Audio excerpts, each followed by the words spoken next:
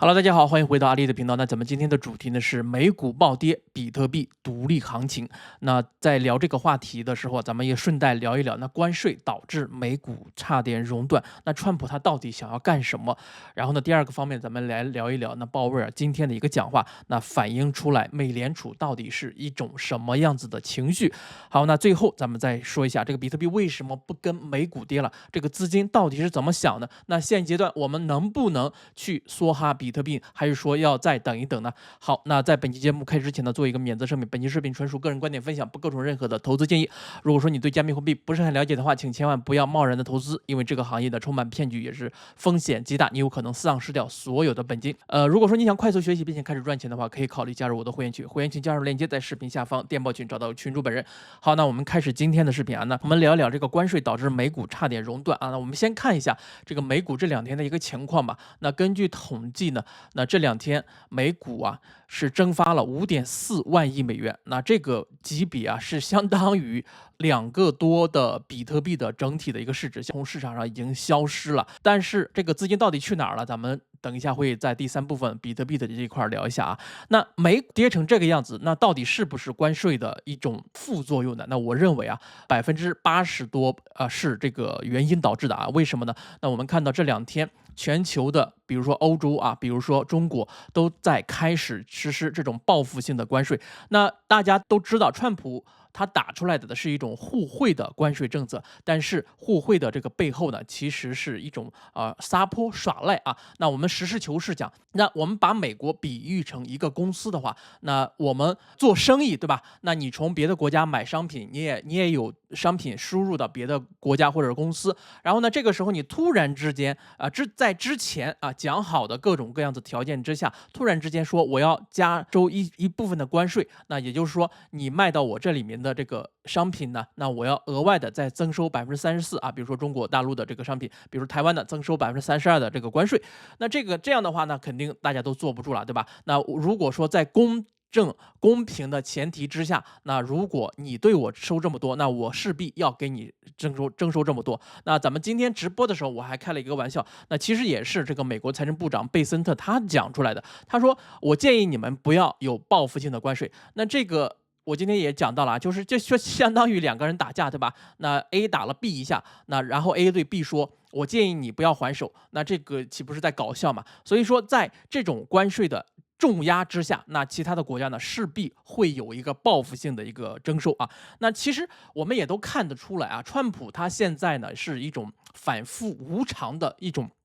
政策。如果说他的政策，他的关税政策是真的的话，他真的想要让美国变好，那么这个概率有多大？那我分析了一下，大概占40%啊，这个也都是我个人的一个观点。那如果说是真的的话，他真的是要为美国的经济去动一个手术。在他的眼里呢，美国的经济是真的是病了，尤其是呢，他在大选之前，他去了很多的铁锈带的这些地区，看到工厂的破败不堪，那人们呢就失去工作，那在本地的人都没有工作，那他是想要看到80年代的黄金年代，当时呢铁锈带的这个工作啊，工厂的是繁荣向上，然后呢人们都是安居乐业。那现在他看到的景象是完全跟80年代他看到的完全不一样了。那华尔街日报呢也说，川普是一个念旧的人，他想要让那一代的人呢回到过去啊，回到80年代的黄金年代。但是真的能回到吗？那如果说他真的是要为美国经济开刀做这个大的一个手术的话，那么现在面临到的一个尴尬的情景就是输血站的这个护士告诉他，我不给你血，我不提供这个血。那这个输血站的护士是谁呢？就相当于美联储的鲍威尔，那护士长吧。那鲍威尔说，哎，我为什么现在要给你输血？你到底这个需不需要血？那数据证明你好像不需要血，对吧？那所以说就是很尴尬。那他又管不了这个鲍威尔，又管不了美联储，所以说尴尬就尴尬在这个地方了。那我认为60%呢有可能是假的啊，那么还是作为一种谈判的手段，那迫使美联储来降息。那我们都知道川普是一个反复无常的人啊，这是一个大前提。那他有可能过2天就直接宣布，所有的这些关税呢，我们都取消掉了，还是按照之前 WTO 的政策，那7.5%之内的关税，对等、平等、互惠的条件之下，那是不是有可能出现这种情况？所以说我们在今天鲍威尔在今天讲话之前呢，川普其实是连发了2条的推文，是要告诉鲍威尔说是时候该降息了，那美国经济不行了。其实他看到的是什么呢？是美股的流血。那我们看到纳斯达克今天的跌幅呢是6.2%，然后呢标普500今天是差一点到熔断啊，那最低的时候是跌到了5069，那它的熔断的这个价格呢是5018，那还有50点啊，也就是1%多一点点就可以熔断了。那我今天在直播的时候我说，那这一轮牛市我们还没有看到，还没有经历过美股的一个熔断。那如果说美股发生熔断的话，那将是我们人生中为数不多的可以抄底的时刻啊。这个抄底呢，当然是比特币以及这个美股的里面的科技股。那我们再接着说啊，如果说川普真的是想要为美国这个经济动手术的话，那么他是要玩真的话，那么我们全球的老百姓都要开始准备过苦日子了。那为什么这么说呢？那之前说，那么他加这个关税的话，那这个关税会平摊到美国的消费者的头上，那美国人民是最难受的。但是现在的话，那全世界其他国家都开始对等的向美国征收同样的关税的话，那也就是意味着其他的国家，当然了，那每个国家的情况不太一样，比如说这个中国从美国进口的这个商品就比较少的话，那可能平摊到中国的老百姓头上的这个产品呢，就是压力就没有那么大。比如说，也就是意味着老百姓不去吃美国的牛肉了，不去吃牛排了而已啊，那不去吃美国的这些粮食等等等等。但是美国老百姓可离不开中国的这种价格低一点的商品啊，所以说美国老百姓还是最苦的。当然了，这个如果说经济不好，真的不好，真的走向衰退的话，那川普的这些政策引起全球大衰退的话，那么全球老百姓都是不好过的。那么有没有一种可能性啊？我这里面也是提出一个假设，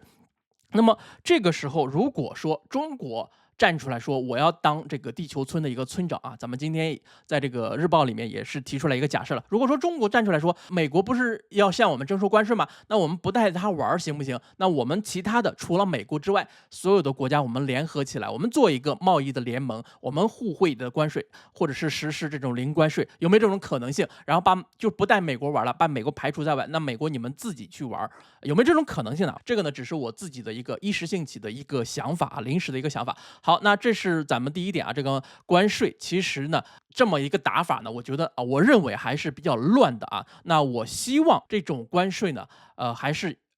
去走向一个谈判啊。那如果说走向谈判的话，那么很多事情就可以迎刃而解了。那其实解决问题最好的方式呢，不是这种硬杠啊，而是谈判，而是妥协。真正的谈判高手应该是懂得妥协、懂得谈判的。那我认为川普应该不会傻到那个地步，非得硬杠啊。好，那这是咱们今天第一部分的内容啊。第二部分我们简单跟大家说一下今天鲍威尔的一个新闻发布会，他的演讲以及他回答的记者的一些提问啊。那他说，经济目前数据上显示还是非常好的，那就业数据也还可以，那通胀还是在控制在2%啊，虽然比2%高一点点，但是呢还是可以接受的。那目前的关税呢，他说只是暂时性的让这个 CPI 的数据高起来，但是呢，长期来看啊，那我们还是没有必要现在做出任何的一个手段啊。首先要排除了我们目前呢没有必要去加息，对吧？那么然后呢，他说我们不能以预测的这个经济的数据作为制定货币政策的一个准则或者是一个依据啊，我觉得这一点我是赞同他的。那要看最后的经济数据，也就是说，你川普不管你怎么玩，对吧？那我最后只看PCE 的数据，只看 CPI 的数据。如果说数据不好的话，那么该加息加息，该降息降息。那我们不参与政治的任何的政策，那我们只看最后的经济的数据，我们只看就业数据，我们只看人民的这个消费的水平啊，仅此而已。所以说，我认为今天的鲍威尔的这个讲话呢还是非常好的，而且他在这个回答这个提问的时候，他说到一点，他说疫情期间我们就做得很好。那首先呢，他很骄傲。疫情期间的这个放水，他认为做的还不错，然后呢，把经济呢没有让经济陷入一个衰退的一个情节，那么言外之意是什么呢？那他随时要准备好。那如果说关税真的要把美国拖入一个泥潭，把整体的经济拖入一个衰退的环节的话，那么他还会要去放水，要去救市的。那这是他给出来的一个稳定市场的一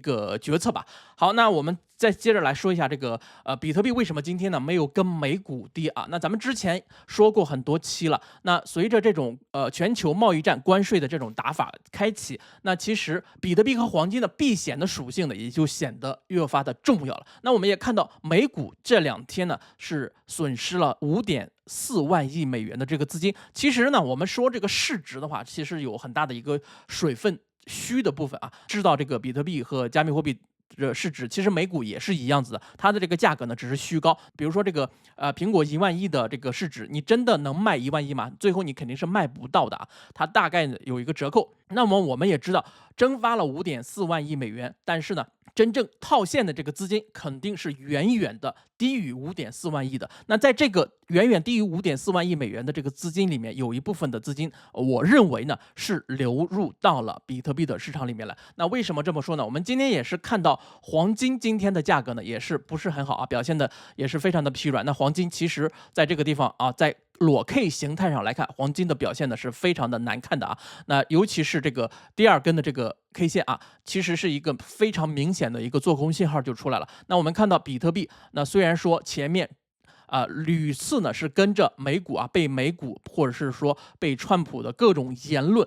所带到沟里面去。但是我们看到今天啊，上一个交易日，那比特币的表现还是蛮不错的啊，整体的加密货币市场都是走强的。所以说我认为啊，这个比特币的避险的属性让更多的人意识到了，那尤其是从美股里面套现出来的一部分的热钱，然后呢进入到了比特币市场里面来。所以说我们看到比特币非常的硬，非常的坚挺。但是这个时候，那比特币是不是可以抄底的时刻呢？那根据我自己的一个习惯啊，那这种涨的时候呢，我是不会下场的。那我只愿意呢去买这种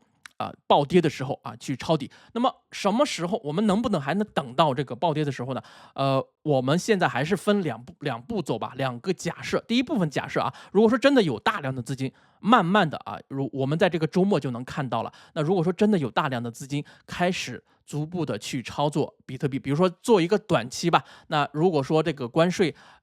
到6月份之前，或者是在5月7号、6号、7号这个美联储的议息会议之前，那如果说没有一个定论的话，那在这一段非常混乱的时期，那有没有可能热钱想要把比特币炒到一个高点，然后呢，他们在高位再次套现，然后等到美股确定性强的时候，底部出来的时候，他们再去回归到美股的市场，那有没有这种可能性呢？那如果说有的话，那这一轮比特币的涨幅呢，应该是会超过前面的这个高点，我觉得呢，应该会再次创一个新高。那这个时候呢，大家呢，可以啊选择部分套利啊。那如果说真的是超过11万了，甚至到12万，甚至到13万的话，那么大家就要短期就要套利出来了。那如果说热钱没有流入到比特币市场里面来，那只是有一部分的试探性的这个资金来。我觉得到下个礼拜，比如说4月9号、10号，那中国的对等关税开始实施了，美国的关税开始实施了，那全球的贸易战正式开启的时刻，那美股如果真的发生熔断，那么比特币也不会太好啊。那咱们只是说基于一种假设吧。好，那我今天其实也是发了推文了，我建议大家呢，此阶段呢，不要再去看山寨币了啊，那还是要增强自己场外挣钱的这种能力，然后呢，持续不断的去攒钱，然后等待一个完美的抄底的时刻。那抄底呢，只抄底比特币。好，那以上就是今天视频所有的内容了，我们下期节目再见，拜拜。